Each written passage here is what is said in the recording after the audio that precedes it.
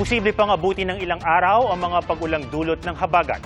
Ang mga pag-ulan kagabi hanggang kaninang umaga na merwisyo at nagpabaha sa iba't ibang lugar. Saksi, si Joseph Moro.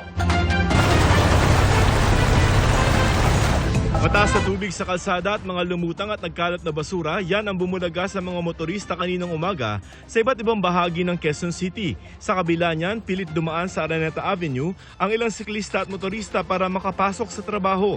Mahirap. Lalim kasi doon ang tubig. So, abot-abot dito. Po kahit 10 daan ang baha eh. Ano nangyari sa motorsiklo nyo? Tumirik po, malalim po eh.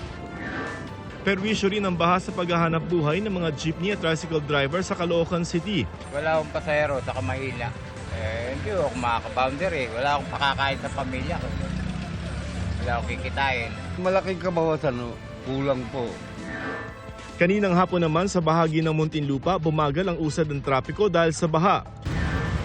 Bumaha rin sa paligid ng Tulyahan River sa Malabon City. Umabot kasi sa critical level na 12.3 meters ang tubig sa ilog sa bahagi ng Tinajeros Bridge bandang alas 6 ng umaga. Ang antas ng Marikina River naman umabot sa 14.4 meters kaninang umaga malapit sa first alarm na 15 meters. Ngayong hapon, nasa 13 meters na lamang ang level ng tubig dito sa Marikina River. Gayunpaman, ayon kay Mayor Marcy Teodoro, nakaalerto ang kanilang Rescue 161 sakaling bumuhos na naman ang malakas na ulan. Hindi na lamang daw bagyo o habagat ang itinuturing nilang babala kundi dami ng ulang babagsak. May new normal ngayon kaya yung volume ng rainfall talagang binabantayan natin. Hindi lang dito sa Marikina kundi sa upstream communities. Ayaw natin mabigla sa malakas na pagulan. Hiling nila sa Pag-asa mas maaga sana maibigay ang advisories nito para mas makapaghanda sila. Baka pwede mauna or maibigay nila in advance or if not advance, yung may time talaga para may panahon para makapaghanda. May lead time talaga. Dahil yung Karina, yun ang experience sa amin talagang nagulat kami. Kami naman dito sa Pag-asa, we are taking this data na nare-receive namin very carefully.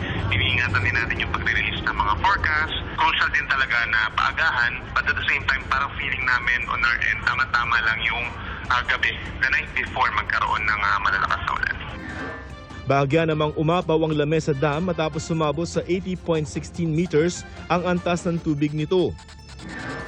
Ayon sa Pag-asa, southwest monsoon o hanging habagat ang nagdala ng mga pag-ulan sa Metro Manila at mga kalapit probinsya.